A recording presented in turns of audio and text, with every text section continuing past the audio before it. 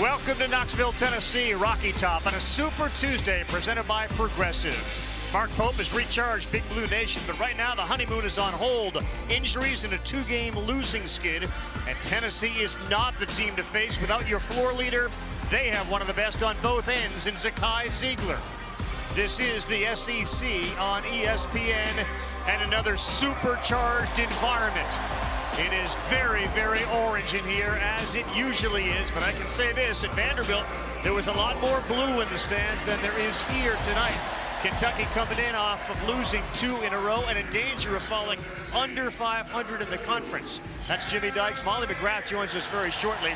No Lamont Butler against Zeigler. How do they compensate for that? Well, first of all, it's a bitter rivalry game. In this part of the country, man, this game means more. And Mark Pope understands it. He's played in this Kentucky-Tennessee game. But what they're up against tonight without Lamont Butler, you're looking at a kid that was playing his absolute best basketball of his career. The floor general, the guy that triggers them defensively. So as a result, Jackson Robinson, who came in against Gonzaga and took over point guard duties, will be a primary ball handler tonight for Kentucky. Not ideal, but this is now a big Kentucky lineup that Mark Pope can put on the floor. We'll see how Robinson handles it from the opening tip. All right, Molly, we're not always half-empty guys, but I know you're a half-full person, so is there some good news here? Yeah, Ravi, I'm here to bring the good news as Kentucky's forward Andrew Carr is available tonight after missing Saturday's contest with a back injury. He was a true game-time decision, but moved well in pregame warm-ups, showed no sign of limitation or discomfort, and head coach Mark Pope said, we're going to hold our breath and monitor his minutes. Priority number 1 is winning, and then priority 1A is getting Carr through this game without any setbacks. And Carr's injury has kept him out of practice the last couple of weeks, and he's playing through some pain, but he's going to give it a go tonight, guys. All right, Molly, thank you. There is Andrew Carr, and quite a bit has changed since the last time these two teams have been. I mean, quite a bit. That was the game in which both Reeves and Reed for Kentucky went for 27, and the Calipari-led Wildcats beat them. 4 players to the NBA, including Shepard, who went number 3 overall, and Connect, who is killing it at the next level. Kentucky brought back Mark Pope, who was the captain of that championship team, and it has been a honeymoon to start. They've done it with very unfamiliar faces in a different way. Not a whole bunch of freshman impact guys like Calipari and that club was used to. They got a whole bunch of new faces, and they have blended beautifully. On the other side, a couple of veterans in Meshack and Zeigler to start. Ravi, don't think for a second, though, Mark Pope has not put in front of his guys the importance of this game, not only in the SEC standings and trying to come off of a 2-game skid, but again, Kentucky-Tennessee is a bitter rivalry. Game will be played with a little bit of anger. Those normally make great games. Ari Williams, 22, and blue won the tap. He's also celebrating his 23rd birthday. Very heavy, pressure-loaded man-to-man, and there's right away an example of a turnover from Robinson trying to get it down low. Starting five's been the same every game as Zeigler fires a 3, no good. He missed one at the end of the game, which could have given Tennessee a lead over Auburn, and he missed the first one here tonight. Starting 5 for Kentucky, it'll be Brea, who's a very good shooter. He's been a little cold lately. Fires up his first, and that's a good start as he knocks it down. Brea is a no-mistake guy tonight. If you're Tennessee, you make a mistake, he will make you pay. Way too much airspace from Tennessee on that. Here is Milicic. He buries a 3. Igor Milicic. It's one thing that Barnes said after the Auburn game. We need our front line to give us more. Yeah, especially that 4 position occupied by Milicic and Dubar when he checks in. A shooting 4-man in college basketball. Man, does it open up the floor.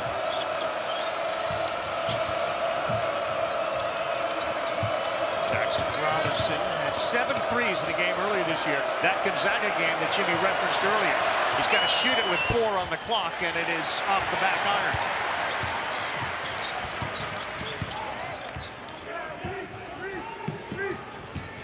Lanier is the leading scorer for Tennessee, being guarded by Oweh. We talked about it Saturday, Kentucky at Vanderbilt. Kentucky has not been good with their ball screen defense all season long. Meshack has been working on that shot. He can't find the bottom there. They'll use Williams at the top to set up the offense. And Robinson has all the time in the world, and he buried it. Okay, Brea's a no-mistake guy, and so is Jackson Robinson. Those two guys are taking about 7 3-point shots per game, shooting an elite high percentage.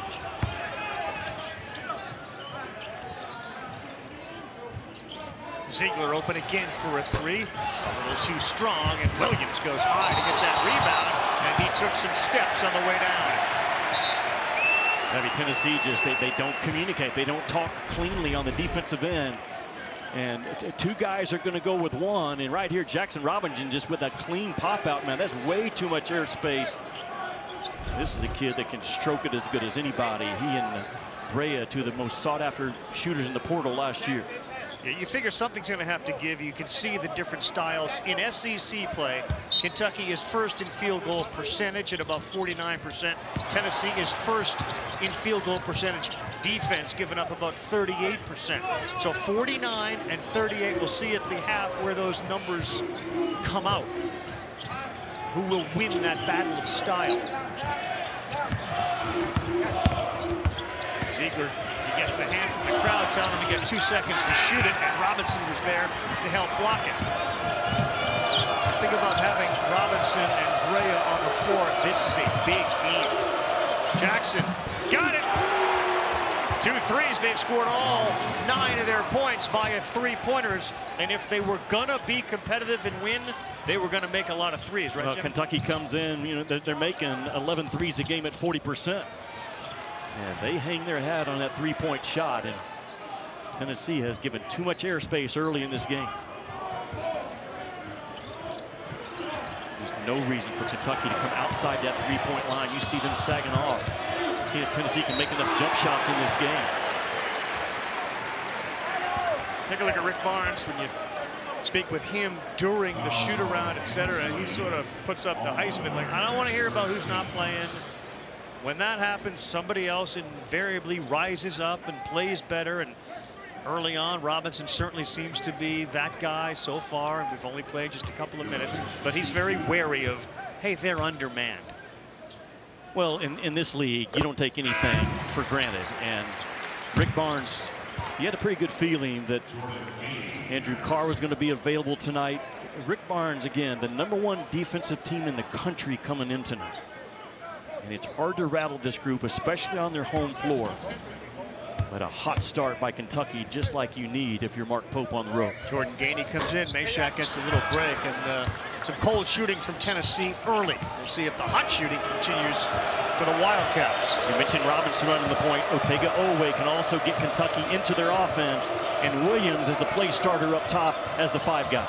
Almonor had a big game too against Vanderbilt. He made 4 threes. No good there. Williams had a chance, but he couldn't come up with it.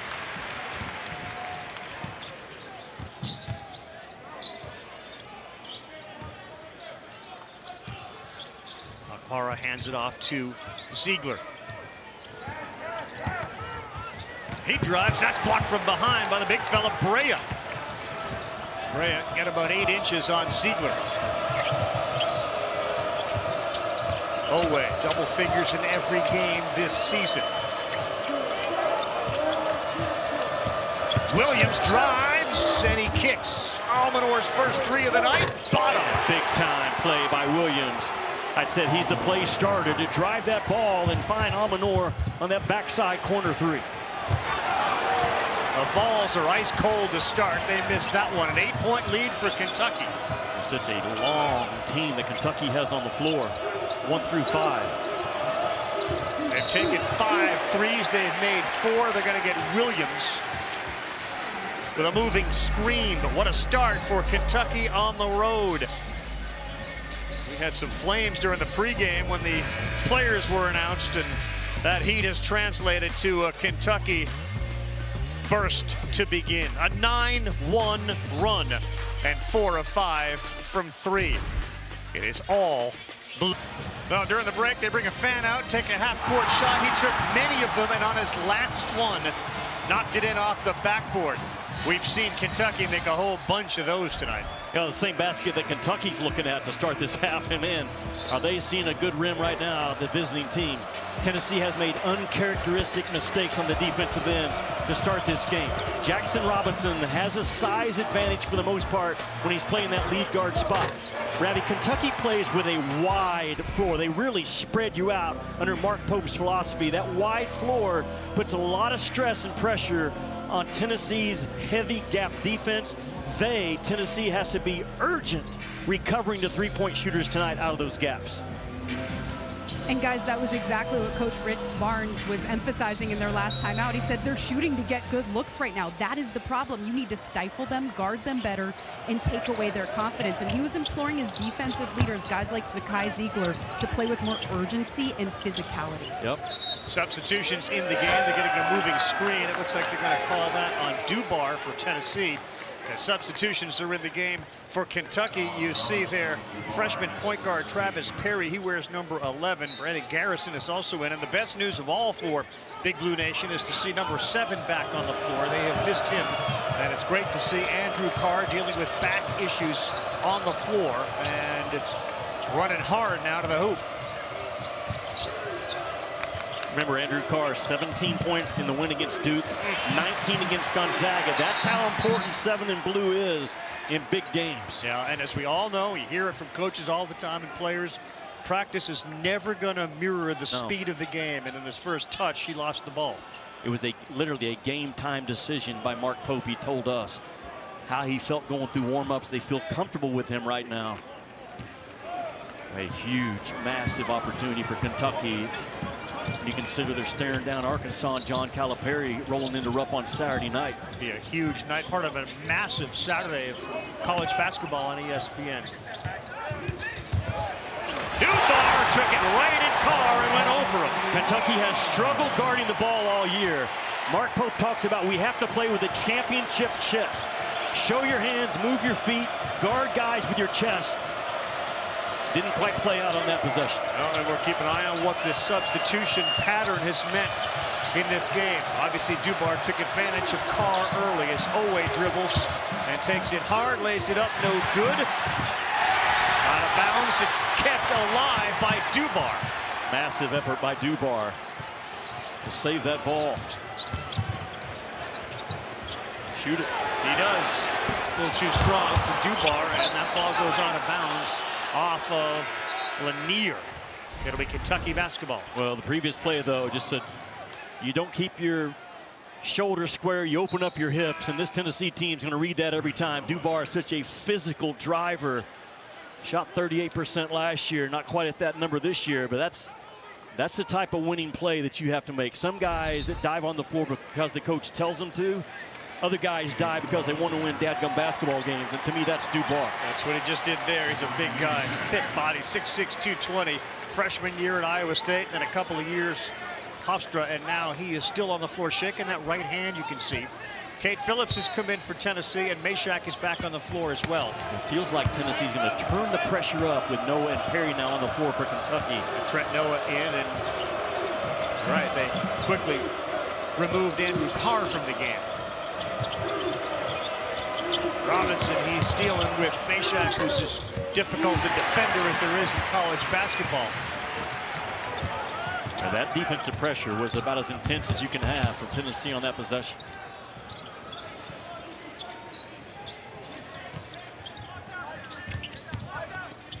Gady will launch. Too strong. Zeigler goes for the offensive rebound. Tennessee 2 of 10 to start this game. Phillips. And they're going to get Brea, who's disputing the call that was made by our official Owen Short. Well, Kentucky got caught in a little bit of a cross match off that loose ball rebound, but I've said it before, a bad matchup's better than no matchup, and Brea, not the most physical post defender. And Cade Phillips, if you describe his game as anything, it's physical body contact by 12 and white.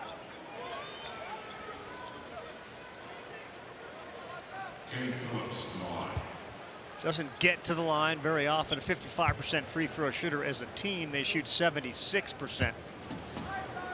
Volunteers come in 17-3 overall, 4-3 in the conference. They started the year 14-0. 9 Eastern, Pacific on ESPN. RJ Davis, North Carolina. They're in Pittsburgh, squaring off against Jalen Lowe and the Panthers. Lowe's averaging almost 18, 5, and 6 assists. And of course, RJ Davis continues to get the job done for Carolina. Every win important, and as you mentioned, Saturday, the big game at Rupp. How about Duke, North Carolina, also a part of the Saturday menu? Yeah, North Carolina needs to win both those games this week. They're on the verge of not making that NCAA tournament.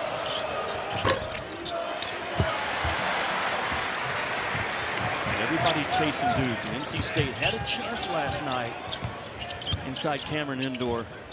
Just couldn't finish it off. Cooper Flagg just took the game over. They sure did.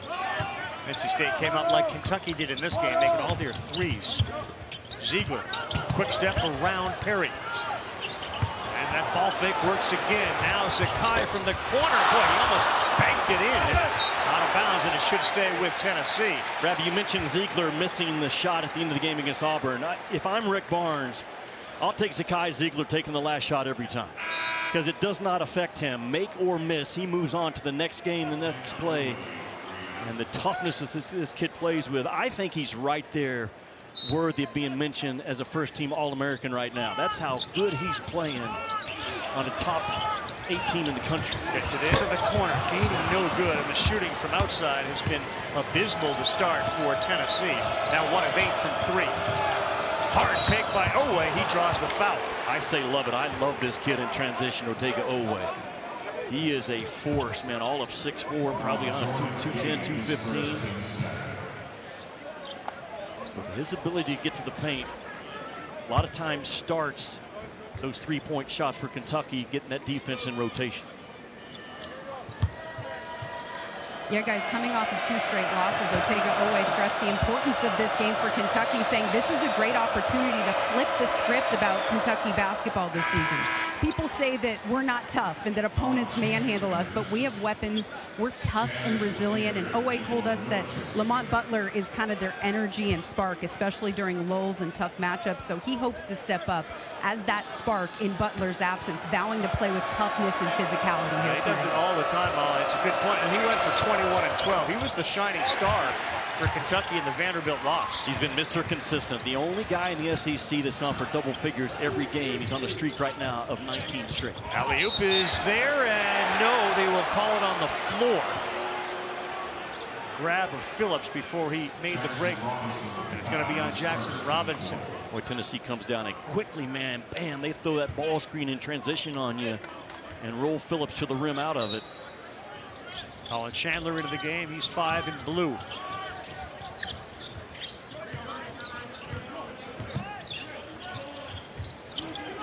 Sakai Zeigler, slow start, 0 for 5 from the floor. Milicic's got this thing going with a 3 for Tennessee at the beginning of the game. Zeigler tried to take Oweh. Throws it up and in. Boy, can he absorb some. He is a tough little customer, Sakai Zeigler. You're right, he just threw himself into the contact, and then the hesitation and the hang to get one to drop.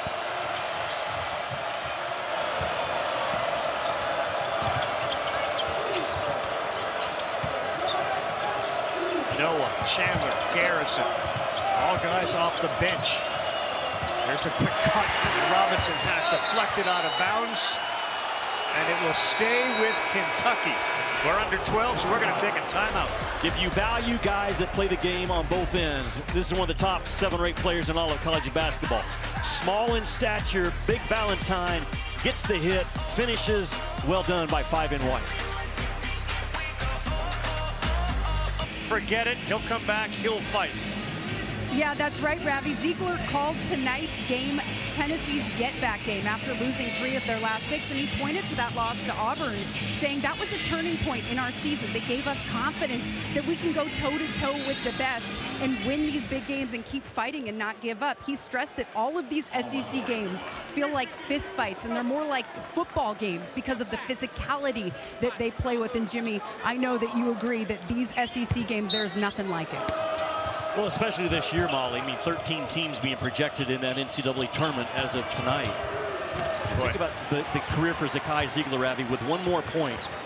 He'll become the second player ever in the SEC with 1,300 points, 600 assists, and 200 steals. That's how good Zakai Zeigler has been in his career. No, I had that note. I was waiting for him to get the 3 points. Oh, but you got it. I'm You went there. forecasting. Yeah, you got ahead of it. And to Molly's point, you know, the impact of the SEC schedule, Jimmy, it may not necessarily be just in wins and losses, but the physical toll that it takes, and we're seeing that with some of these injuries across the conference to big players.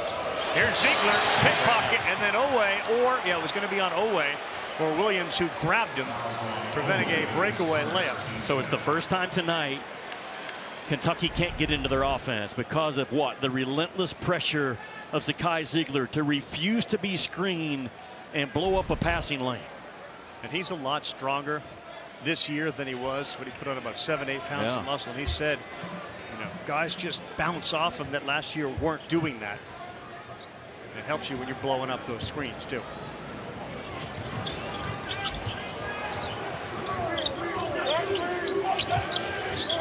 Carr there on the roll, and he saw it. The alley-oop was wide open. I say you can't let Carr get behind you.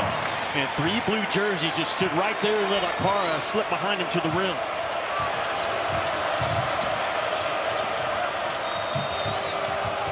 Robinson's got his big man, and that was broken up by Lanier.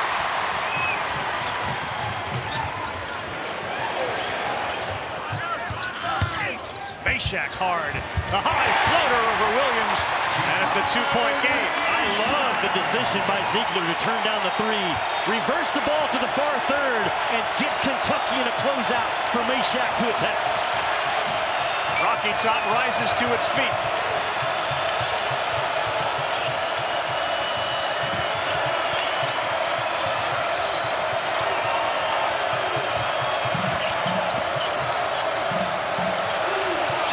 On the shot clock. Robinson. Zeigler avoids getting the foul. And that's 3 straight trips without anything. Lanier open. Just short. And a good box out by Williams.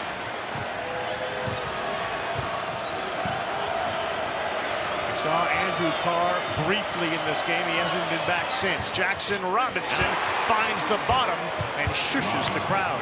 Great shooters are also high IQ coming off of screens. Man, did Robinson read that well to get himself cleared up. He's got 9. They have 18 points, and every one of them have come on a 3.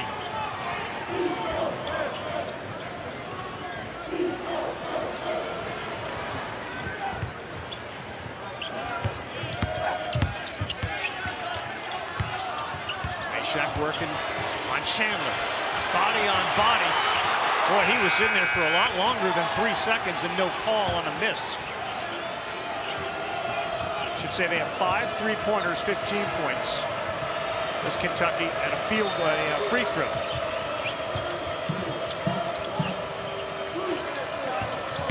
Chandler baseline, good look to Almonor. He buries another one coming off that big game. He's got 2 tonight. There were 2 options for Kentucky on the backside. Almonor in that slot 45, and I believe it was Jackson Robinson tucked in that far corner. And Kentucky having some success driving the ball past Tennessee, getting them rotation. Not easy to do. 6 of 9 on the 3-pointers. Milicic, high archer. That brings nothing but the bottom of the net. Tennessee's postseason success will rely on Milicic and Gainey shooting that basketball along with Lanier. Williams. They give the block to Akpara. Pope thought it was on its way down. How about the recovery, length, and speed, though, by Akpara to get to that ball. Zeigler. The man got hit on the arm, or he was caught between a layup and an alley-oop. Robinson too strong. Chandler the rebound. Almonor again. No. Zeigler fell down. Robinson a 2. With a frenetic pace working to Kentucky. Jackson Robinson has got 11. He is playing Robinson to a perfect tempo on the road. He's not being rushed. He's making good reads without the ball and excellent decisions with the ball, backed up by a beautiful shot fake for a tough 2. Robinson was with Mark Pope at BYU, followed him to Lexington. Zeigler, no, and he has been ice cold from the outside. Look how wide that offense is that Mark Pope plays with, a wide floor. Chandler, just short. And where's the run game? Here it comes. Meshack, fouled by Williams. Just a little hesitant, though, to start with. He may have gotten hit in the face as he's down on the floor.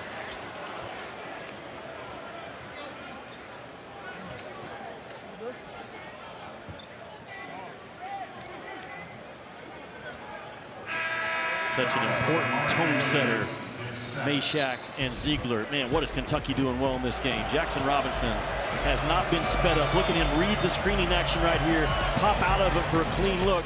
Great eyes, great feet are the backbone of any great shooter. And Jackson Robinson with that release and rotation and a splash. And again, watch the shot fake. Boy, is he playing with beautiful tempo on the road for a big guard.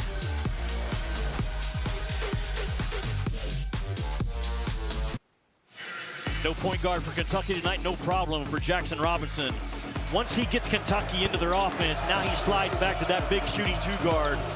And his ability to get separation on his own and within the Kentucky offense has been so impressive, Ravi, in this first half. The game is very smooth to him right now. He's not rushed.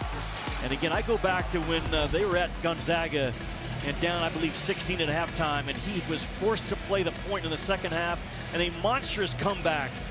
It looks very comfortable on ball or off ball so far in this one. Yeah, you know, when the portal sort of reared itself, both Robinson and Lanier were big-time targets for Kentucky.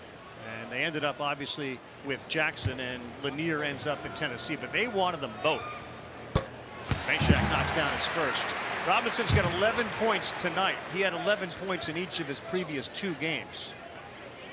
But again, the formula minus Lamont Butler, who's out for this game, was they're going to have to make their 3-point shots. They've made 8 field goals, and 6 of them have been from behind the line. And that's what Kentucky without tonight. The guy that makes it all work for Kentucky, really on both ends of the floor. Big Blue Nation with 6 turnovers already in this game. Hasn't cost him yet with a run out. Right. But keep an eye on that number. Guys, in that timeout, Mark Pope was really emphasizing to his team to push the pace, and he said, shoot a 3 every chance you get. You can tell they're getting frustrated, so keep shooting. So Pope emphasizing strength versus strength, trying to take control of this with their offense. Well, Oweh listens and does so. He clanks one off the back iron, and it's going to be a foul on Trent Noah and his aggressiveness.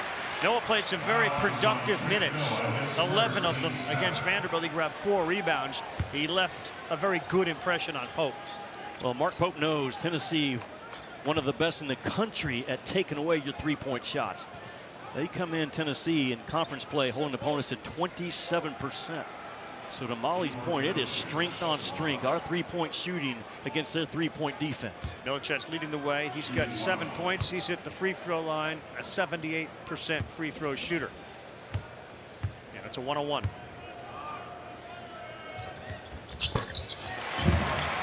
Thursday, 2 more great women's basketball matchups for you. Flau'jae Johnson, number 7 LSU against Reagan Beers in 13th ranked Oklahoma. 7 Eastern, 6 Central on ESPN2. ESPN at 8:30. Honey Crooks in 15 and 7 Iowa State take on number 11 K-State. Heck of a game right here last night with South Carolina and Tennessee.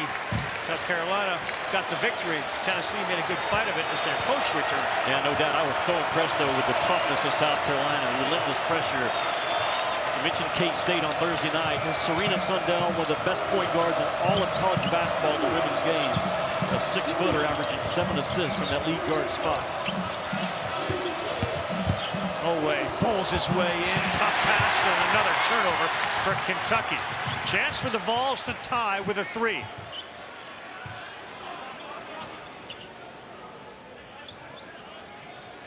You see the struggles for Tennessee from behind the three-point line, and they still can't answer there. They had two guys go after it, Boswell and Milicic, and Mark Pope is bouncing up and down. Can't believe that one went to Tennessee.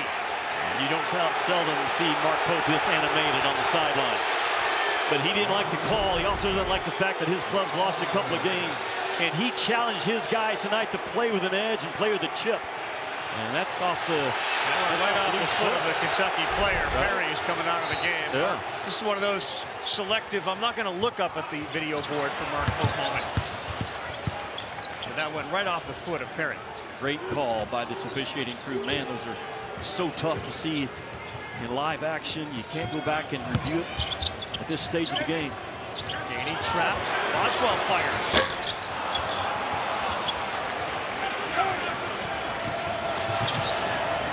Tennessee 2 of 14 from 3. They had Garrison down low, had a big-time height advantage, but Almonor finds the bottom.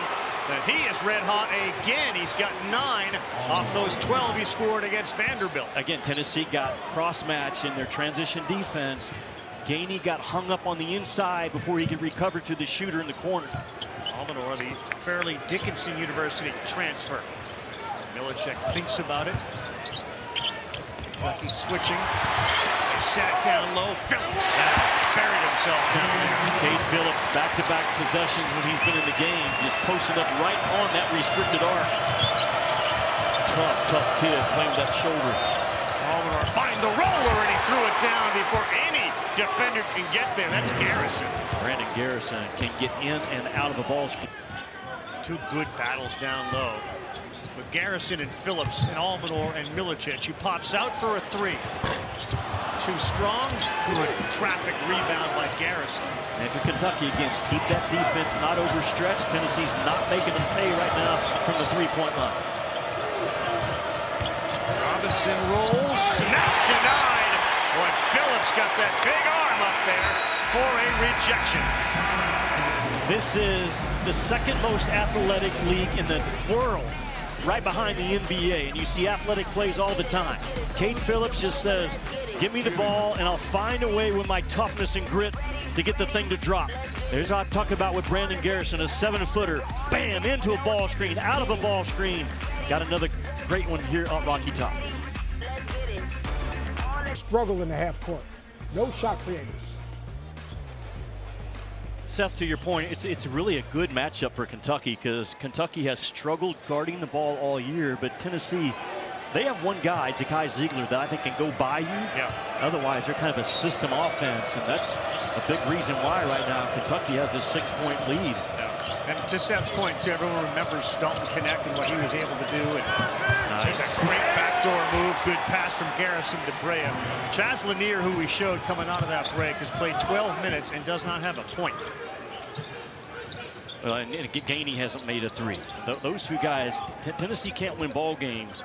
No one can if your primary shooters aren't finding the bottom of the net. He just did. That's Gainey. Mark Pope, he got his 2 off that out of bounds. Coming out of the timeout, just burned that Tennessee pressure off with a back cut out of the corner. Handed off to Chandler, who kicks. Almonor again? No, he's too strong. And as bad as Tennessee is shot, and Lanier has no points, they're only down 5.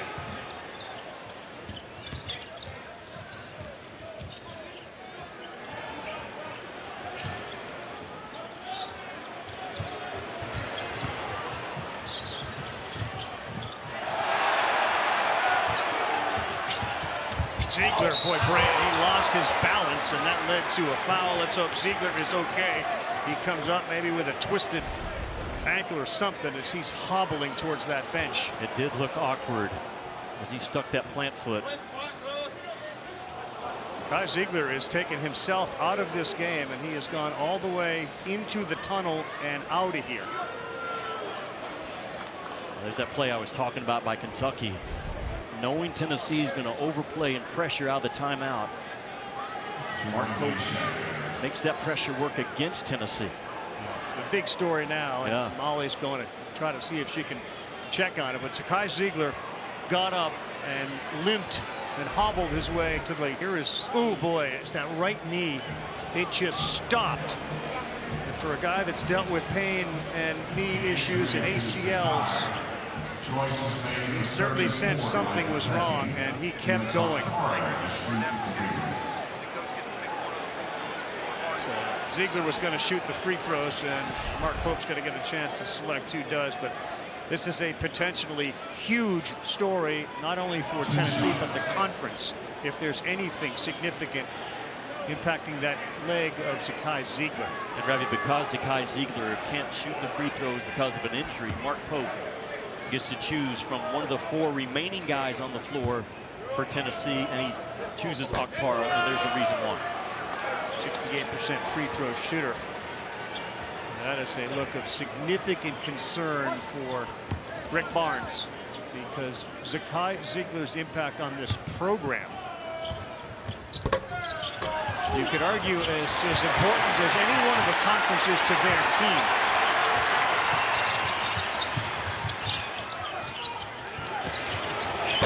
Bar too strong, big rebound. Lanier and Okpara fires it right back up. Denied. Gainey will launch quick. He gets it. That's a big one, and it's a 2-point ball game. It all started though with Meshack to get that first offensive rebound. Man, those reload threes feels like they're worth 4 or 5 points on your home floor. What an intense atmosphere here at Rocky Top. Again, all on their feet. Chandler one-on-one. Garrison will try. Way off, air ball.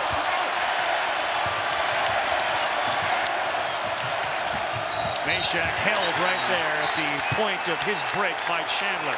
I can't emphasize enough the play by Meshack. Mark Pope calls the right play to put Okpara on the free throw line, and Kentucky can't clean up the miss. And Meshack just kept that ball alive, and Gainey just the step in, bam, reload 3, but Meshack was the one that initially recovered that ball.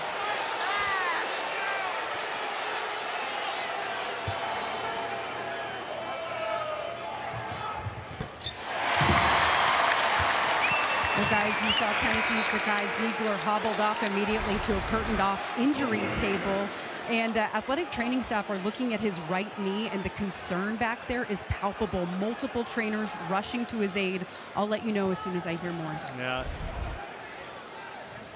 Ravi's a young man, as we know, has already battled back from 1 ACL. And you know the sound and you know the feeling. Yeah. Having done it myself, you know what it sounds and feels like. Let's hope that's not the case for Zeigler. Rick Barnes has said, I don't know if I'd still be coaching if Zeigler wasn't my point guard. That's how much he means to this team in the eyes of Rick Barnes.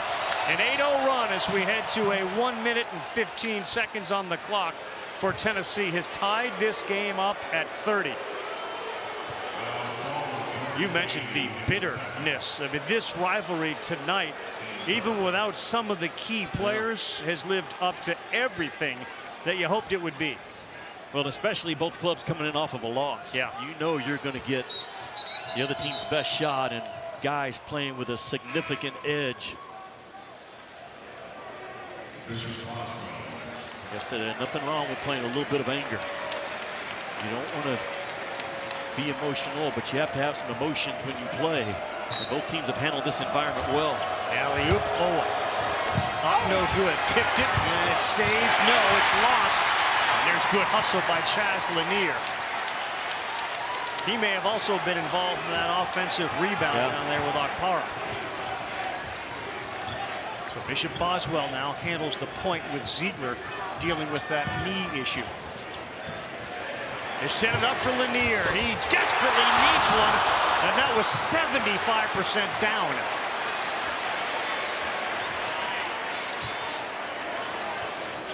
He wants it back, and he's ready to shoot again. And he got it! Well, you can tell the way he reacted to the one that didn't go in. He felt the next one would, and it's the first lead for Tennessee, and listen up.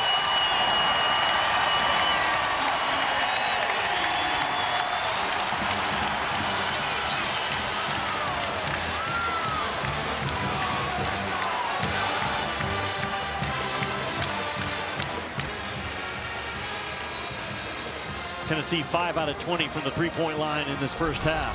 The man, a big one right here by Lanier. He starts the basket cut, and man, Brea makes a monumental mistake. Rabby going underneath a shooter like Lanier. Carr with an easy handoff.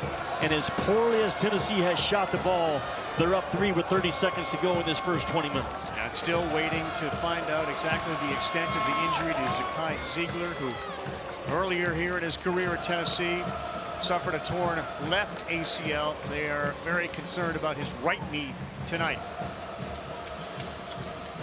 And I just have the experience, and you do too. Anytime an athlete takes himself right to the locker room, they know something's wrong. Yeah.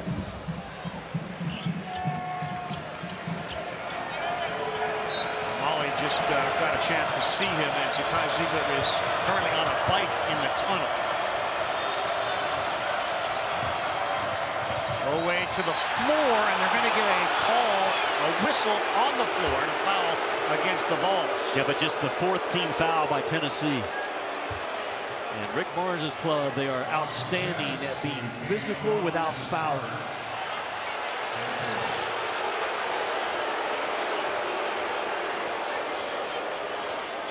Rev, I mentioned that this is the 2nd most athletic league in the world behind the NBA. Very difficult to officiate. They've actually called 3% more fouls this year than the past. The SEC once again leading the country in fouls per game and free throw attempts per game. Oweh stops and pops and comes up well short. And that's going to be off of Tennessee, deflected out of bounds, according to the official in the corner. Owen short. And they have a chance to look at it if they want to.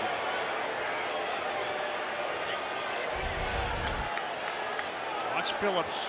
Oh yeah, no, that's a good call. Yeah, and we're not in the under 2 minutes to go in the game, so well, again, a very difficult right call made by Owen Short. Brea took his eye off it. Meshack racing the clock, and Brea no on the tip, and that's how the half will end. Wow, a couple of lone opportunities, but the Vols roar from behind Jimmy. An 11-0 run to end the half. Molly. Coach, what can you tell us about the injury to Zakai? I don't know. For him to run off the court, it worries me because I've never seen him do that, and I would expect him to bounce right back up, but it's something for him to do that. Worried about it, really, but proud of the way we fought back here. They're a hard team to guard, and start of the game, we gave them looks that I couldn't even imagine on my worst night that we'd give them, but fact is, offensively, we weren't very good, but another half to play. All right, thank you, Coach. Okay, thank you. All right, Molly, thank you very much. Phenomenal action here in that first half. It's Tennessee 33, Kentucky 30. Each team coming off a loss. The Zeigler injury hangs over everything here tonight. Defense, determination, dogged determination. Looking forward to a second half, but first, the Jeep halftime report. Oh, yeah. Welcome back. Our score at the half, 33-30. Super Tuesday is presented by Progressive. Well, there's the great sign that you'd like to see for college basketball, let alone Tennessee. Zakai Zeigler did come out of the halftime, and he is back on the floor, seemingly intent on playing. And, of course, this was the injury. Take a look. That right knee just locked up on him, and he then took himself right to the locker room without stopping at his bench, without any trainer. He just ran into the locker room. And since then, Molly McGrath has kept an eye on him. We've seen him on a bike. We now see him jogging back onto the floor. And Molly has the latest. Yeah, Ravi, Zeigler was manually evaluated by Tennessee's medical staff, and it was determined that he didn't need any x-rays. They did not fear any structural damage, and when he ran out of the tunnel to warm up, the entire arena had some relieved cheers, and he warmed up, moved well, showed no limitation, and Tennessee staff is concerned about pain and swelling, so they're going to keep a close eye on him, but what a relief. Zeigler will return to this game. It sure is for them. Again, 1 of 8 from the floor for number 5 in Tennessee, the emotional leader, the longtime leader of this club. They wouldn't have the success they would without him going forward. No, absolutely. He is the best defensive point guard in the country, one of the best players in college basketball, and a sigh of relief from the Big Orange Nation right now is this kid back on the floor for the second half. Good news for Kentucky. They're in this ball game without their starting point guard, Lamont Butler. Bad news for Kentucky.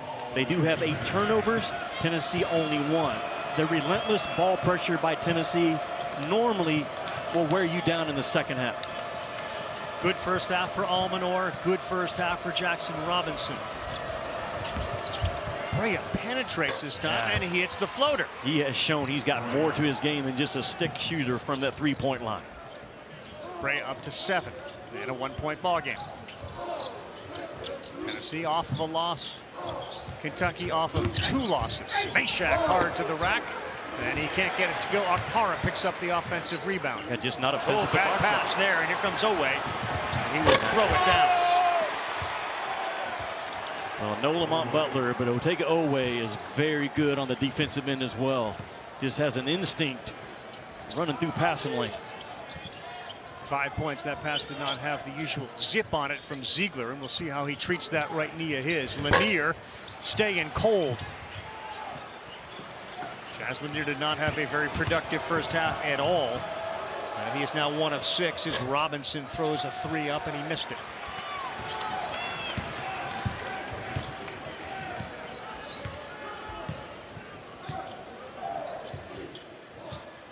Andrew Carr played 1:30, and that was it for Kentucky, as Zeigler has a 3 go halfway down and out. Tennessee now 5 out of 22 from the three-point line. Brea all the way, and he is going to get hit by Akpara, it looked like. Maybe they called Zeigler with a little late whistle. They got Zeigler, and that time he ran right by Zakai Zeigler, Jimmy. Yeah, he sure did. And here's the pass you're talking about. Otega Oweh just eats it up. And Chaz Lanier doesn't attack the basketball, allows Oweh to run through it. That last possession, you get Zakai Zeigler behind you. That's not easy to do. Brea, valuable offense right now, Ravi, off the bounce.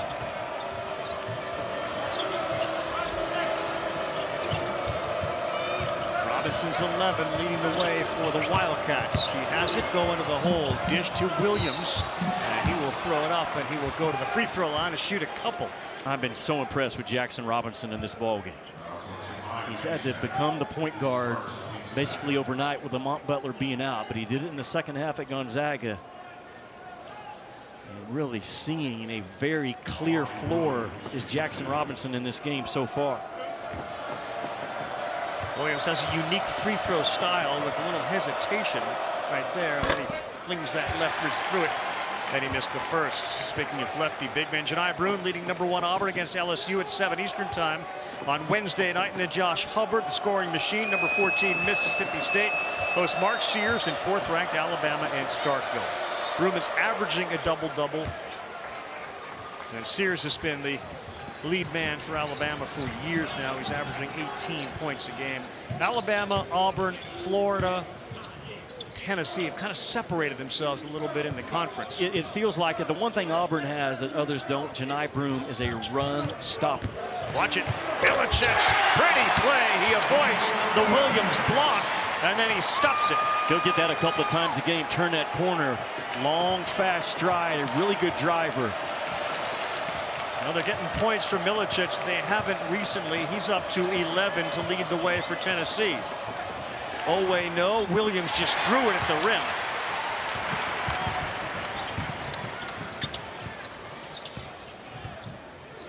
Milicic. Too strong, and Williams starting to pile up the boards. Robinson cross court. Good pass, Almonor. Boy, is he a good shooter. Ansley Almonor, the senior out of Spring Valley, New York, knocks down another 3. He's got 12 points. And great, not good, great ball movement by Kentucky on that possession. Back-to-back games, Jimmy, with 4 threes for Almonor. It's so hard to get Tennessee in defensive closeouts. Kentucky done it multiple times. Power no good. Another rip rebound for Williams.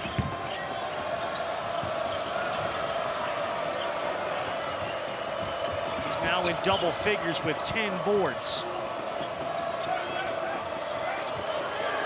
A mismatch somewhere with Akpara out there on Brea. And he fires one over him. That drops! Great shooters get that bounce, and that's exactly what Brea is. He's got 10. Very good three-point shooting for Kentucky in this game. Now 9 of 19. There you go. Zeigler picks up his first 2. Is the dribble hold ability of Zeigler to get his body in front of Robinson, dribble, hold him off, and use the glass.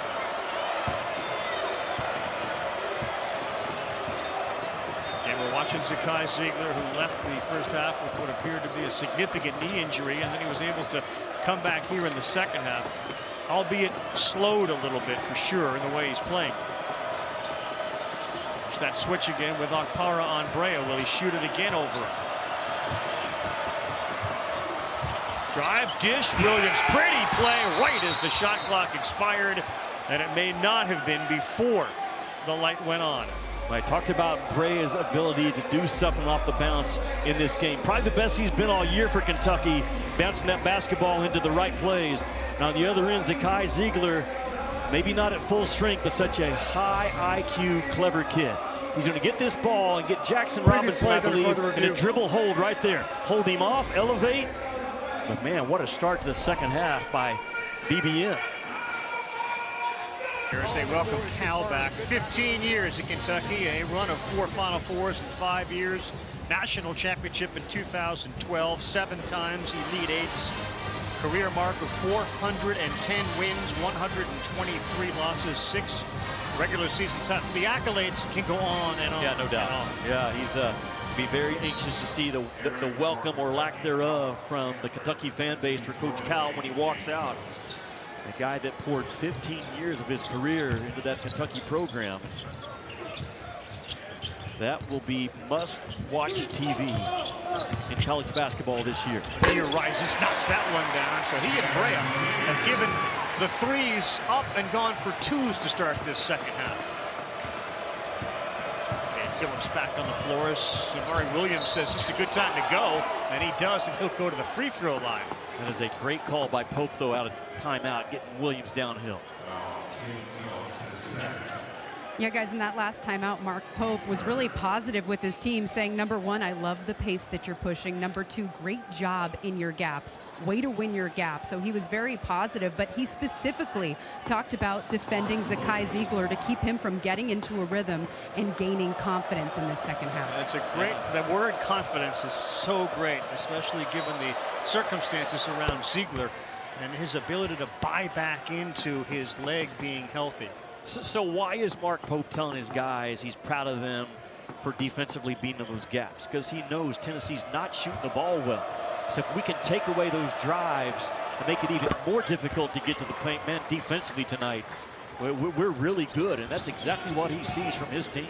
5 and 10 right now for Amari Williams, and a 6-point lead for Kentucky. Second half, trying to end a 2-game losing skid. Gainey's 3 is no good. They're going to keep it here on the floor. And Tennessee will benefit from the foul underneath. I feel like it's a game that Milicic for Tennessee is going to have to start looking more for his looks. He's 3 out of 5 from the field, 2 out of 4 from that 3-point line. He's got the size to take and make some guarded threes.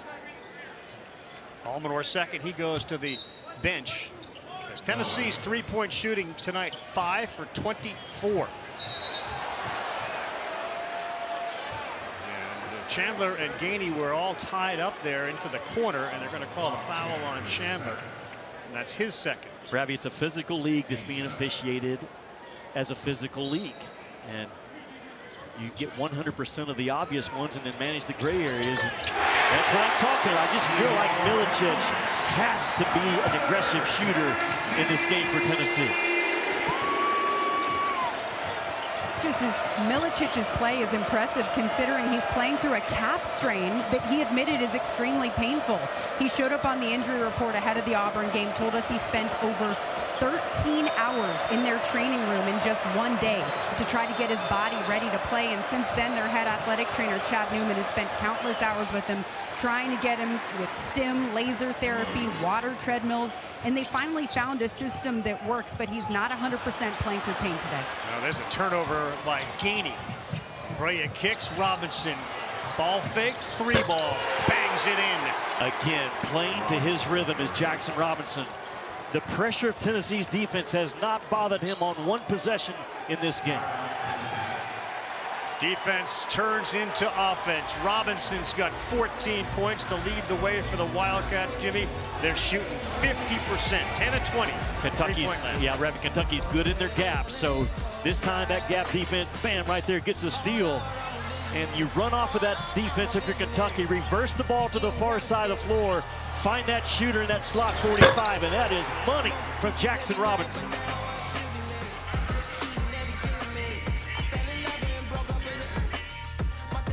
Kentucky. Jimmy mentioned the fact that Mark Pope, he's got blue blood in him. He played, of course, for Kentucky, was the captain of a championship team. Take a look at him in this building in February of '96, getting a little pass there from, it looked like Tony Delk underneath. And as a result, Mark Pope speaks the language. You know, the language he speaks, because we go to the practices and the shoot-arounds, it's a very encouraging voice. You know, when you see other coaches and things go wrong in shoot-arounds or practices, they can lose it. He's always encouraging these guys. Very confident and very humble is Mark Pope. I mentioned Kentucky's had success in here. I go back to 2009 when I sat here with Brad Nessler and watched Jody Meeks go for 54. Yeah. And Kentucky came in unranked that night, I believe, and Tennessee was in the top 25. And Jody Meeks just went off. Last couple of times they were here, they've been heavy underdogs. I think double-digit underdogs or 9-point underdogs, and pulled out victories. Here they are again, up by 8 in a similar situation.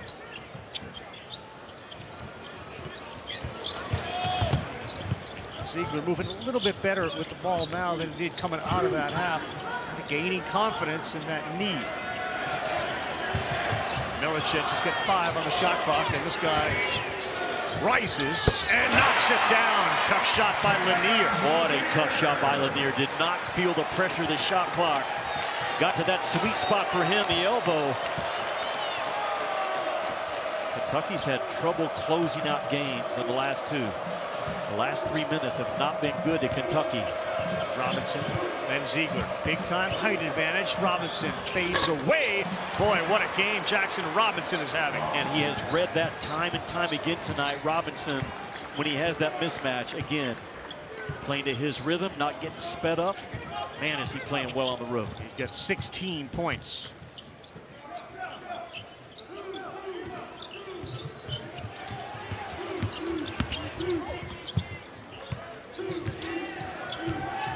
Lanier again. Good job by Chandler from behind. May have impacted that shot from Lanier. Oweh, double digits in every game in a Kentucky uniform. He's got 5 points tonight. He's got the ball. Noah will fire straight away and bury it. How about the confidence? You mentioned it, that Mark Pope feeds his guys constantly. Even a kid like Noah that gets a little bit of run, steps up on the road with a stick 3.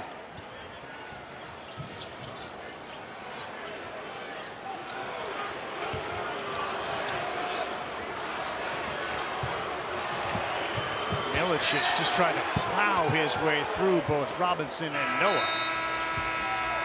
Tennessee's not really built to play from behind, even on their home floor. They've dug themselves a hole right now, but I credit Kentucky what they've done. The largest lead for Kentucky in this game. And Jackson Robinson just dials it up and sizes up Zakai Zeigler and has a 7-inch height advantage to get that shot off. And that's what I'm talking about, the confidence that Mark Pope feeds his guys. 9 in blue, a freshman on the road, nothing but the bottom. Great start to Mark Pope in the second half. They have taken 7 shots. They've made all 7. And they had 8 turnovers in the first half. They still have 8 turnovers in the game. So they haven't given the ball up here in the second half. And that guy right there, Jackson Robinson, Jimmy, you knew they were going to have to make the threes, and he's made a bunch of them tonight. Yeah, look at Kentucky, 11 out of 21 from the three-point line. Almonor's knocked in 4. Jackson Robinson's made 4. Kobe Brea is a perfect 2 for 2. And the right formula on the road. Kentucky's got it rolling right now. Can they close it out? Zeigler with a burst, and they're going to be a called foul. And it looks like they're going to get it on 11 in blue, Travis Perry. Well, guys, in that last Tennessee timeout, Vols players were holding each other accountable for their lack of defensive intensity, and Jemai Meshack was really harping on communication. He emphasized switching on their guards, and head coach Rick Barnes really tried to calm his team down, saying, we've been down before. When all goes wrong, do what we do best. Lean on defensive intensity and just guard. Yeah, I think the 0 turnovers in the second half speaks to a little bit of that. Kentucky's really controlled the ball well. They've been without Lamont Butler all game. Their star point guard not playing. And in the end, Andrew Carr gave it a go for 1 minute and 29 seconds, and that was it in the first half. Ravi Tamale's report, though, there's not a better team in the country, player-to-player accountability than Tennessee. They speak truth in that huddle, eye to eye, and we'll see if Meshack's talk ignites this Tennessee defense over the next 3 or 4 minutes. Oweh one-on-one with Dubar. He rose and blocked it. A volleyball pass to Almonor with 7 on the shot clock. Perry, no good. Look at Oweh attack the offensive glass. And Kentucky has battled their tails off in this game so far, up 11. It is not easy to get an offensive stick back against Tennessee, one of the best teams in the country, taking away your second chance. Well, Zeigler got pushed that time by Perry. The volleyball pass to Almonor after the shot block kept that play going. And then Oweh uses his head to put it into the net. Why not?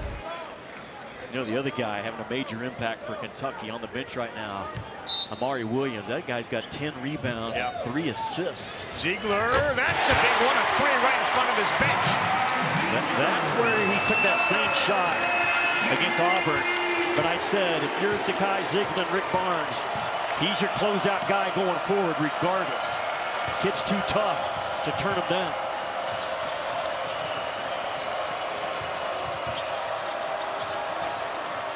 Oweh, good battle here with Meshack.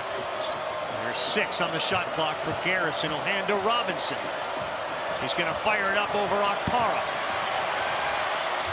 Steps through, and that's a shot clock violation. It came after the light went on. There's some of that defensive intensity. Great job by Carr, who got switched out on an elite shooter. Watch Zakai Zeigler. He just wins a foot race to the ball. I saw it the last time out. Jackson Robinson completely coming off, man, right there. That's way too much distance to recover to the out-of-bounds trigger guy.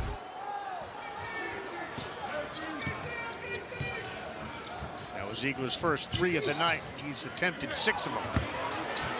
Okpara down low, working hard, and he puts it in over Williams. The last time out, Molly talked about it. Tennessee, they challenged each other, and so far, it has played out on the floor. And Williams springing the ball up without Butler. He left his feet there, and Brea gave him an out. Well, Kentucky's got to be strong with the ball. No live ball turnovers for the next couple of minutes. Williams will get fouled. We call it on Okpara. Watch Tennessee. They go right inside against Williams. Okpara, just the last couple of weeks, you see this kid's confidence starting to grow as a scorer around that rim. And one of the best shot blockers, defenders, transfers out of the Big Ten into Rick Barnes' defensive system. He's got 4 points. 6-point advantage. Kentucky trying to break a 2-game skid. Oweh bang into Okpara, and they will get the foul on 34. He drew that contact and a heavy, hard drive by Oweh. Yeah, if you don't drive the ball with force, you don't get that call. And Kentucky's been working with Oweh to drive it with force, to get fouled and not do everything off of 1 foot. And that time he comes to a pretty strong 2-footed stop and draws a contact right there. He sticks 2 feet down. Not a popular call, though, in Food City Center. No, but Oweh and Okpara were jawing at each other before he shot that first free throw and got it to go. The Oklahoma transfer has been spectacular and consistent offensively for Big Blue. Now think about this league. Auburn, Ravi, with 11 quad 1 wins. No one better in college basketball. Kentucky has 6 with a chance to get their 7th tonight. Tennessee has 5 with their opportunity to get their 6th. Every game in this league is pretty much a quad 1 opportunity. He knocks down 1 of 2.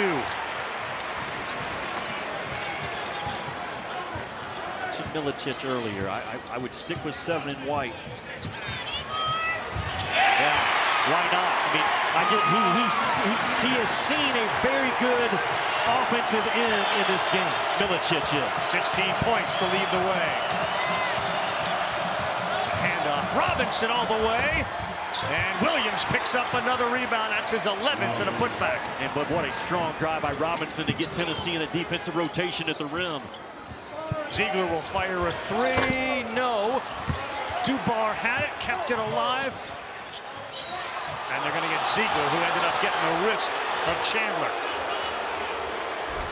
Under 9 to go, and this thing continues to stay tied. Zakai Zeigler to Milicic, who just kind of slips out of that off-ball screen and gets himself going downhill. But on the other end, Jackson Robinson in this league, grabbing the value of a guy that can get the ball in the glass and force that defense to rotate. Boy, it frees up those offensive rebounds. Has this kid been terrific on the road, Jackson Robinson. Comes up a little limpy, right? Yeah. Holding that hamstring, Looks like a little bit. They take him out of the game. They bring Brea in. Williams bringing the thing up against pressure.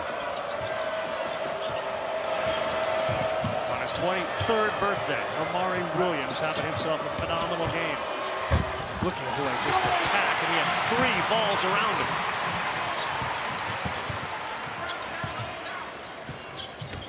Gainey in traffic. Good hands by Chandler. Yeah, great hands by Chandler. The anticipation. He dropped below the ball, therefore in line to get the steal. Mark Pope's bench is stepping up in a big way as Almonor can't get it. They are getting big contributions. Gainey, reverse, no, he can't get it to go.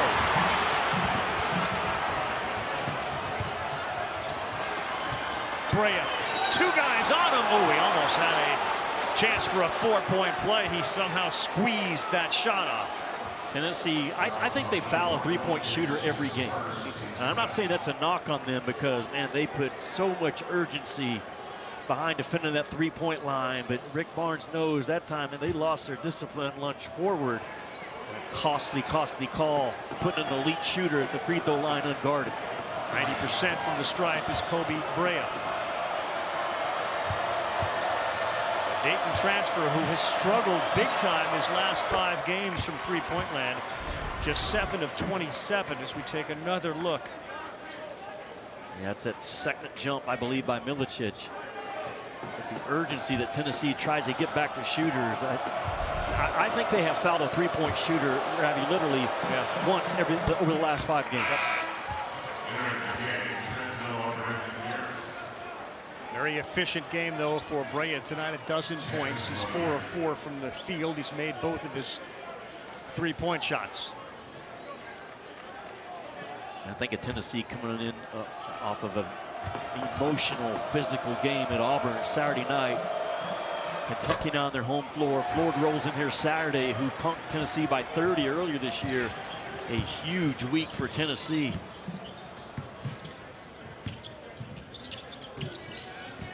Linear, a hard cut. Great defense. Oweh with the block. And Chandler just stepped on the baseline as he went into the stands. A for effort. Kentucky on the road trying to win another one here at Rocky Top. Under 8, 62-53. February 1st starts with game day and will end right around midnight. Stay with us. Jackson Robinson rechecks in. Jimmy, I mentioned the Kentucky first in field goal percentage shooting at 49% in the SEC. Tennessee in field goal defense 38. Right now Kentucky is shooting 48%. They're winning the battle. No doubt. Great news for Kentucky. Jackson Robinson back in after getting treated what looked like a hamstring. Dubar, he comes out and he knocks down a 3. It's hard to put into words. Can you score out of timeouts?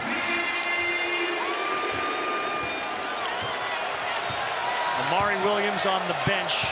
He's a plus 23 tonight when he's on the floor. That's how dominant he's been. Loose ball and a layup. Noah picked it up.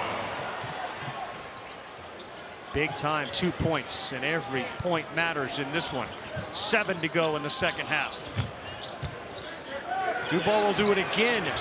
Not there, and the rebound. Boy, Lanier had it, and he's going to get called. And the Tennessee bench can't believe it. Yeah, you guys mentioned Jackson Robinson's return to the game. Their athletic training staff was working on his left hamstring with the massager for most of that timeout. Mark Pope checked on him and then sent him into the huddle because he wanted him to hear his message. He emphasized making all of Zakai Zeigler's catches as difficult as possible, saying down the stretch, our defense on 5 will make all the difference. Yeah, he's right. I mean, Jackson Robinson's size has bothered Zakai Zeigler on both ends of the floor tonight. Brea has got 13 points. He has knocked down 3 of his 4 free throws. As you take a look at Zeigler, and if you just flip it on, he suffered a knee injury in the first half, and he ran into the locker room. And the trainers were all there working on him. They certainly had fears that it was a potentially devastating injury, but obviously he's back, and that's a big deal. He drives all the way by Robinson. Tennessee goes to a horn set up top. Doubled up, whatever you want to call it. And Zakai Zeigler just turns the corner off of it. Rick Barnes opens up the offense. A layup results. Zeigler's got 11. Oweh. Good job, Milicic, to cut him off. 10 on the shot clock for Brea. Oweh. Milicic has got him pinned. He goes baseline. Oh, wow! He came down on his left shoulder. Otega Oweh. What a shot by 0-0 in blue. And you can tell, Jimmy, he is relieved, because when you're up there and you don't have anything to land on, all sorts of thoughts going through his head. What a play. Well, the ability of Otega Oweh to drive through contact. Right there, man, he falls hard on that left shoulder. But that's what Kentucky has been working with this kid on. He's their most explosive guy going in off of 1, which he did that time. But he goes really strong right with 2 hands up top. Nothing finesse at all in that finish by Oweh. He's 6'4", 215 pounds. He missed the free throw, but he's got his double-figure scoring night again with 10, and what an effort. Well, for Kentucky, can you stay in those gaps and keep the ball out of the paint?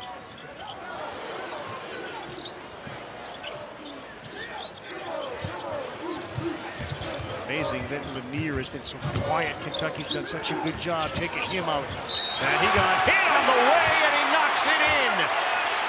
Back-to-back layups for Zakai Zeigler. And I like the call. I think we need to look at continuation in college basketball going forward.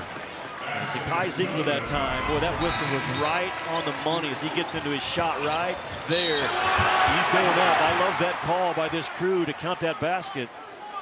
I think in the offseason, you've got to look at those plays in college basketball. Once he's into that shot motion, give him another step, and I think there'll be some conversation about it this year. I think it's a great point. And you talk a lot about Valentine's. How about the part we're seeing from Oweh and Zeigler tonight? Williams back in the game, picks up another rebound off the bench. And I would back that up with the heart that both teams are playing with. Yes. Kentucky came in strong. They lost 2 in a row. John Calipari's coming up on Saturday.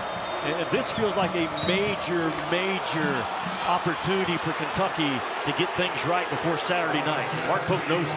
What an asset how Williams' ability to handle the basketball is. He picks up another foul on Milicic. Mark Pope told us at noon today, without Lamont Butler, our 5 guy, specifically Williams, has to be tremendous getting us into our offense as the play starter up top. And this kid has been all night long. Yeah, he needs a free throw for a double-double. He's got 13 rebounds, 9 points. More importantly, with another miss, we all get a chicken sandwich.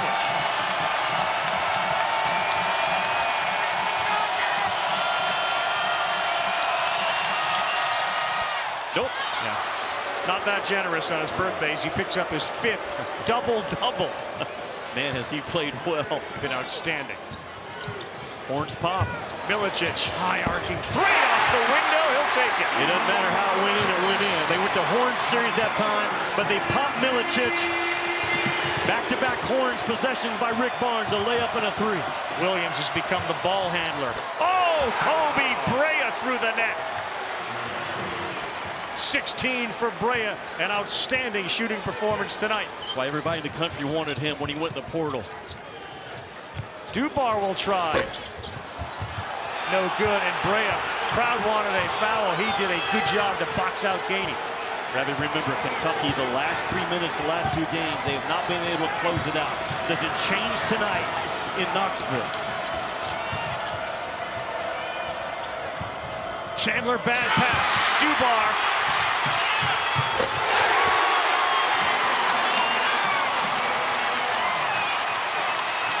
A rare second half turnover for Kentucky.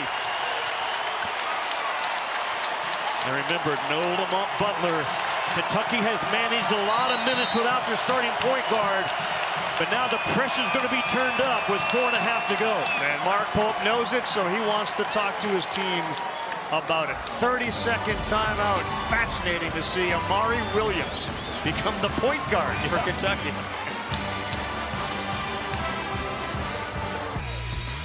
ESPN's exclusive presentation of college basketball is presented by Progressive Insurance. Save when you bundle auto, home, or motorcycle insurance.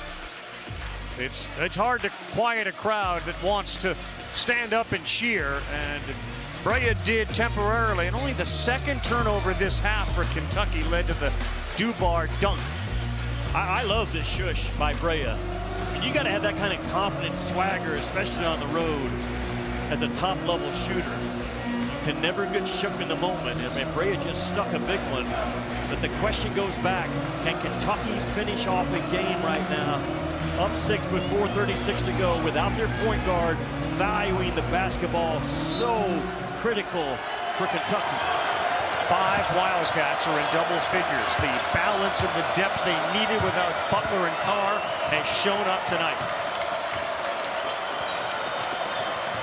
We'll get another timeout underneath the 4.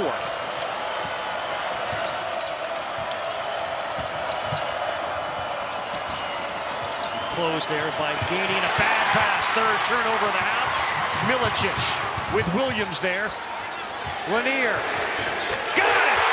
Big time shot for Chaz Lanier. That's that Tennessee defense, though. Turning up the pressure.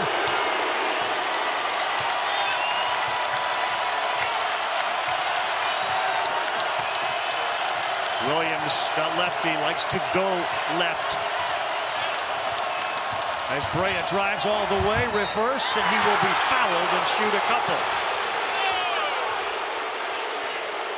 The #1 defensive team in the country, Tennessee, is hanging their hat on it, trying to work their way back into this game. Milicic picks up his 4th foul, Jimmy. That's big. Milicic right there, off that turnover, finds Lanier spotted up.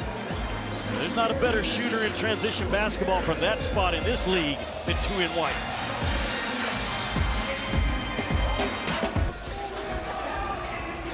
No doubt about it. And speaking of buckets, like Seth likes to talk about guys that score, Kobe Brea in the second half, 11 points on 3 of 3 from the field and 2 3-pointers. He goes to the free throw line here with Kentucky leading by 3. If they win, they will avoid falling under 500 in the conference, and they will snap a 2-game losing skid before their game Saturday against Cal and the Razorbacks at home.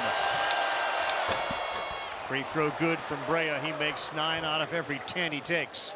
All 5 starters for Kentucky tonight, Ravi, in double figures. This kid leads them with 17.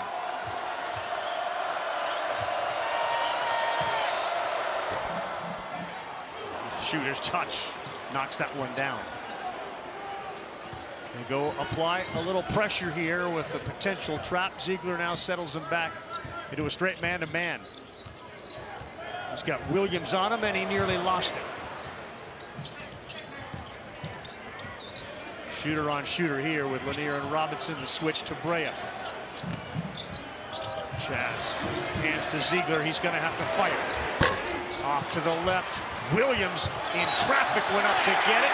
Out of bounds off of Williams.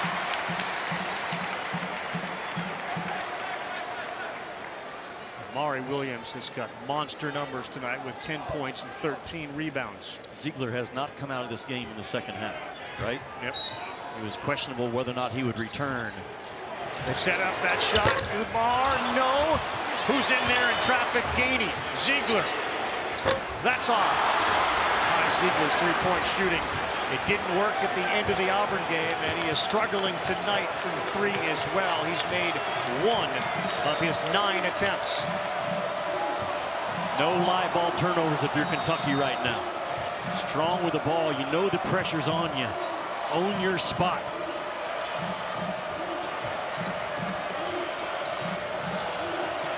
Oweh, he will look to take Zeigler. Pulls his way in, throws it up, and they call a shot clock violation against Kentucky. Really good job by Double Z to get low and strong against a forceful drive of Oweh. Look at 5 in white. Stays low, stays strong. Tennessee teaches bear hug the ball. Get wide and low. Zeigler to perfection. 5-point lead. Where will Tennessee get their points from? I got to get Milicic involved if I'm Tennessee, right? Gainey on Williams. Stops. Zeigler will try again. That one is way off, and Williams rips his 14th rebound. He's got all Magic Johnson on us. He's become the point guard tonight. Just a brutal shooting night, though, for Zeigler. 1 out of 10 from that three-point line. Height advantage. Robinson spinning, fading, and missing. Missed opportunities, keeping Tennessee alive. Under 2 to go. Milicic. That one looked like it might have gone off Dubar, and they say yes, it did. It'll be Kentucky basketball, but they'll take a quick look at it at the monitor. The three-point shooting has vacated Tennessee's arsenal right now.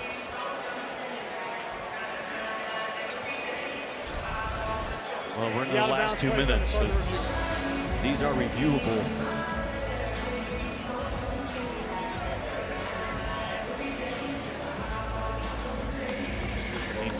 Dubar comes in from behind. I'm not so sure his contact didn't cause it to go off of Oweh.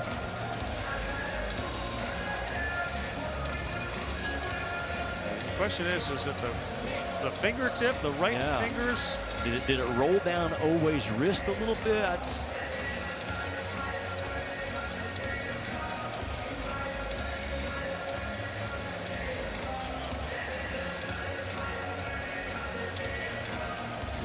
The Vols are 0 for their last 5 from three-point land. I think that's off of Dubar, right? Coming in from behind. Certainly initiated that. Let's see if the officials see anything different. Jimmy, how important a win for either team? Kentucky trying to break this 2-game skid. Tennessee has not lost at home all year. I think it's equal. If you're Tennessee and you're trying to stay in the hunt in this SEC regular season title, you've got to protect your home court. So I think the pressure's on Tennessee, although Kentucky comes in losing 2 in a row. The pressure's on Tennessee to protect their home court, considering they have Kentucky tonight, Florida on Saturday, Missouri next Wednesday, 3 in a row.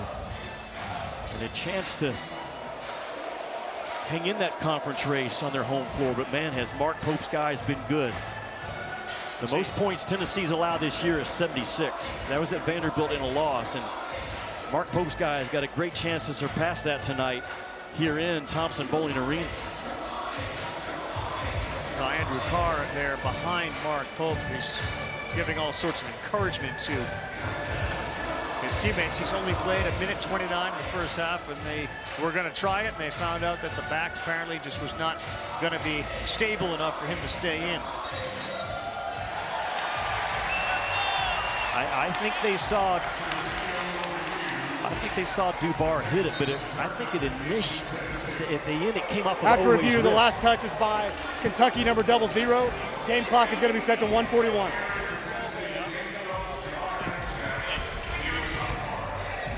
Yeah, they say it graces Blue's elbow after White initially hit it out. They said they had a great look at it over there, so the break goes in favor of Tennessee. That's a big break. And can you capitalize off of it? Three-point shooting, Jimmy, has definitely been the story for Tennessee and their inability to knock them down. Look where Robinson's playing right here. He's actually guarding Zeigler, the out-of-bounds guy. And Zeigler could win the foot race to the ball. Cade Phillips is back on the floor for Tennessee. Chaz Lanier is out. Carr is in as well. Milicic is out. So a couple of guys that you would generally think would be scoring opportunity guys, and boy, what a disaster that was for Gainey. Just dribbled it out of bounds. A great job by Oweh, though, to fight over that screen initially and get right back in front of the ball and play with what Mark Pope says, a championship chest man. Spread those arms out, be big on the ball, play defense with your chest.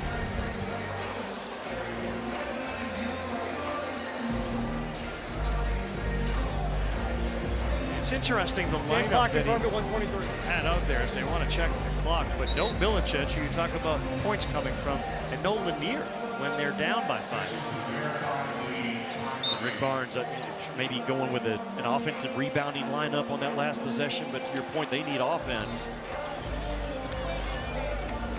And they certainly, Tennessee, they need a shutout on this possession.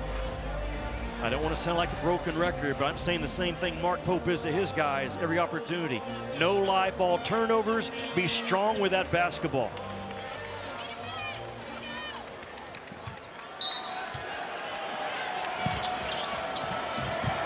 They get it into Oweh. They shot all over him, and they call the offensive against Oweh. Well, Jemai Meshack can bother people. And he can frustrate you, and he can force a turnover at key times in the game. Good news for Kentucky. It wasn't a live ball turnover and a run out. But Jemai Meshack right there with all kinds of pressure, and that hand gets high, and that's a proper call. So it looked like, Jimmy, off the inbounds that maybe Barnes figured we're going to get points. Now we need defense. Yeah. Those guys were now subbed out for the offensive players on that offensive foul call. Right, but look at this because of contact above that neck area by Oweh.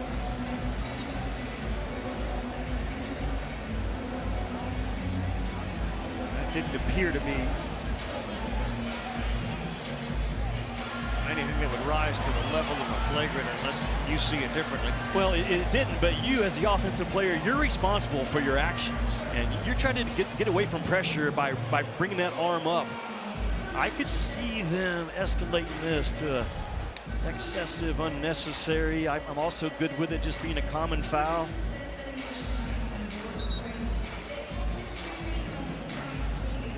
If I could read lips, I think he said common foul. Yeah. I think they see After review, the common foul on the floor on Kentucky 00 stand. Yeah, it's a guy under pressure trying to make a play. Good job of looking at the monitor. What a statement Kentucky has made to this point in this game, off 2 losses, minus Lamont Butler and Andrew Carr. Having Milicic back in, he's got 19 points. He's 6 out of 9 from the floor. I know it, and Zeigler knows it. Milicic has got to be involved on this possession. It's Gainey, open 3. Another miss on a late second half 3, and they're going to get Brea with the foul after Lanier chased it down. That's Kobe Brea's 3rd. Tennessee's sending 4 guys to the offensive glass. And now as a big rebounding guard, Rick Barnes says Lanier in there. He comes up with a loose ball and a chance now to cut this thing to 3. Tennessee 0 for their last 6 in a scoring drought that likely to be broken here with a free throw of over 3 minutes. This is a 4-point ball game and a chance to make it a 1-possession game. Lanier. And you know Tennessee with a make, the full court pressure is going to come. They bothered Oweh last time, Meshack did. And Rick Barnes comes with his best defensive team, putting Cade Phillips in.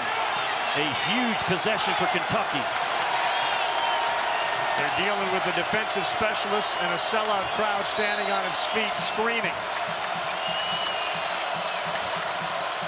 Oweh lost the ball, but it was deflected out of bounds by Tennessee. It'll stay with Kentucky. And now they are stuck in that corner. There's no run in that baseline. Very difficult to get it in. You're Tennessee. You crank up that pressure right now. Veteran players on the floor, though. Brea, Robinson for Kentucky. A tough angle, though, Ravi, I'm telling you. They squeeze it into Robinson. He may have got hit in the face by Cade Phillips. What a job again by Robinson tonight. Just the small things. There's no point guard on the floor. There's no point guard eligible for Kentucky in this game. And Jackson Robinson has to fight his tail off to get open and get an angle and secure that basketball. Man, has this kid been good tonight. He's banged up, Jimmy. He's stretching. He's dealing with that hamstring issue. Look at Robinson. He's holding Meshack off, which is not easy to do. And he takes a hit right there.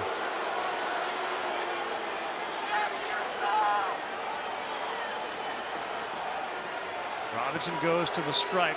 These will be his first free throws of the night. Cade Phillips got him on the side of the head. Mark Pope saying they take a look at it, but I think they would come back with the same as the last play, a common foul. It's been a fairly loud complaint from college basketball fans, the number of reviews that we see. And while we're having another one, we'll send it back to KC in the studio.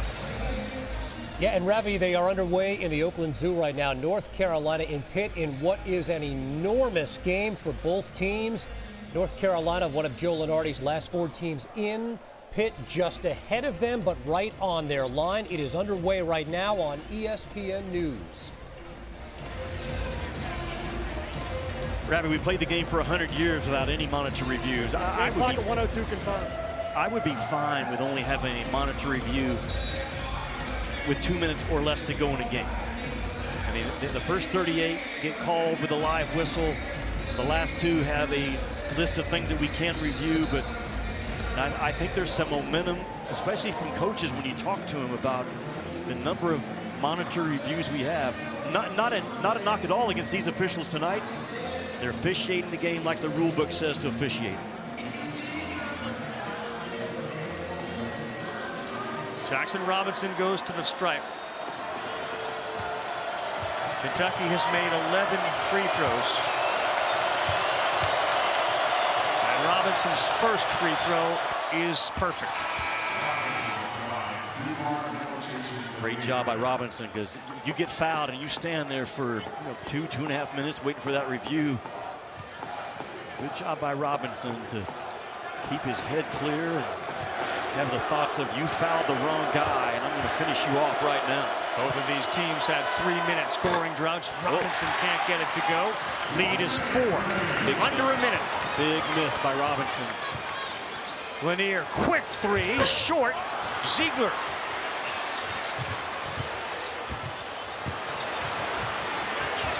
Finds Gainey. Milicic, he will launch one. They miss another one, and the rebound to Brea. He lost it out of bounds. Another lifeline for Tennessee.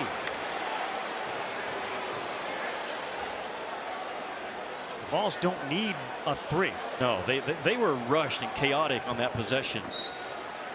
Tennessee with 2 timeouts left if Rick Barnes doesn't like what he sees. Dubar tries, and that one missed. Offensive rebound, Gainey, Milicic. Lanier. He's the specialist, and he knocks it down, and it's now a 1-point game. The ball knows when it deserves to go in and when not. And I say that because Kentucky, their inability to clean up the miss and close out the game leaves the door open. Chaz Lanier off of Milicic with a lot of pressure. Lanier with such a quick release. We put a gun on him before. About 0.5 of a second, he can from the catch, the touch to the release. A 1-point game. What a painful 3 points that was. Man. They had missed 9 field goals in a row. They're 1 for their last 10. But we have a brand new ball game. You made reference to it. The missed free throw to keep it at 4 by Jackson Robinson. Ravi, possession arrow favors Tennessee. Things you're talking about with your team. if you're Rick Barnes. If it's a tie ball, we don't need to waste a timeout. We've only got one left. Let's keep it in our back pocket on a tie ball. The pressure is going to be intense right now from Tennessee. The shot clock is turned off. You're at 28.6. Kentucky has been a little shaky against this 94-foot pressure the last few times. This is where the absence of Lamont Butler is highlighted. And the steal ability of Zeigler is magnified. Brea will inbounds. He's got Robinson, Oweh, Noah, and Almonor on the floor with him.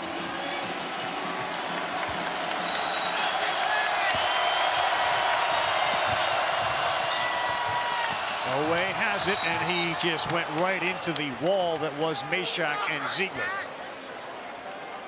Otega Oweh will go to the free throw line, where he is 2 of 5 tonight. Yeah, if you could make a choice who to foul, Tennessee just fouled the right guy.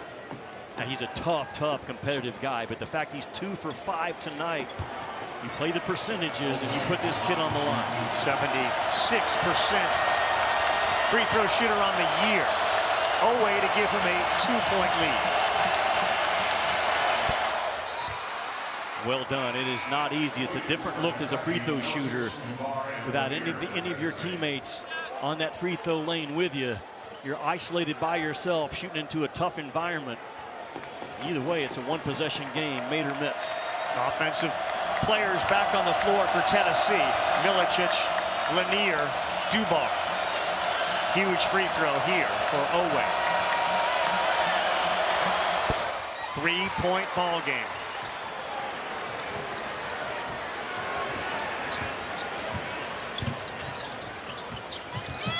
Lanier one-on-one. He gives it to Zeigler. Dribbles into traffic. It's Gainey. He'll fire. Air ball. Out of bounds off Tennessee. Kentucky basketball with 7.9 seconds to go in the game. You know, Kentucky came in with a defense ranked 81st in the country. Not a lead by any standard. Tonight, they have been really good, man. They have recovered the shooters. They've ran Tennessee off that three-point line some, with the exception of not being able to clean up a miss the last couple of possessions. One of Kentucky's better defensive performances. Look at them. They are up high on that three-point line. Anytime they switch, man, they are right on ball. And they get right back to Gainey and force him to sidestep into a tough three. Very good defense by Kentucky trying to close this thing out. Given the inability to make the threes, were you surprised they did not have a set play for Zeigler? Well, yes and no, but the surprising thing for Tennessee, Ravi, 44 three-point attempts tonight for this team. That's the third most in Tennessee history. So they have... And they've made 11. Made 11, but I credit Kentucky's defense. They've been in the gaps. They've guarded the ball well. They've kept the ball out of the paint for the most part. The call on the floor is confirmed. The game clock will be set to 8.2 seconds. That has equated to Tennessee firing a ton of threes in this game.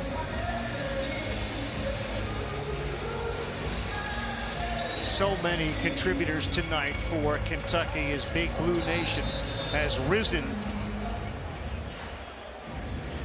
Put 0.3 back on the clock. It is 8.2 seconds. Kentucky will inbounds the basketball. Kentucky with two timeouts. If you get to 1004 in your head as the out-of-bounds guy, you call timeout. You cannot have a turnover here. Get the ball in bounds cleanly, ideally to your best free throw shooter like Jackson Robinson, and close this thing out at the other end from the free throw line. In some bizarre college basketball endings recently. Oweh comes to the corner and gets it. Phillips fouls him immediately. It's the fourth on Phillips as we take a look at tonight's Capital One rewarding performance.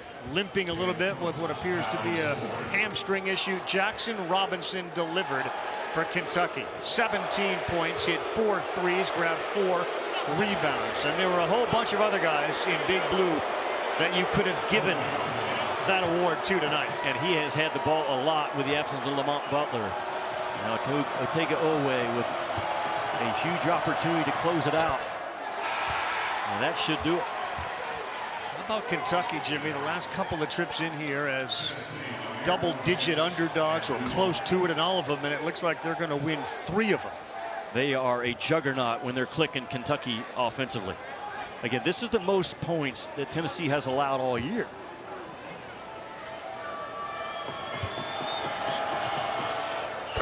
Oweh knocks it down. He's got 14 points.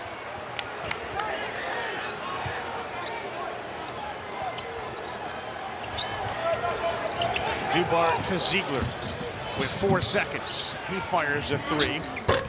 No good. And how about Williams ripping it down and giving the Wildcats a wonderful win on the road.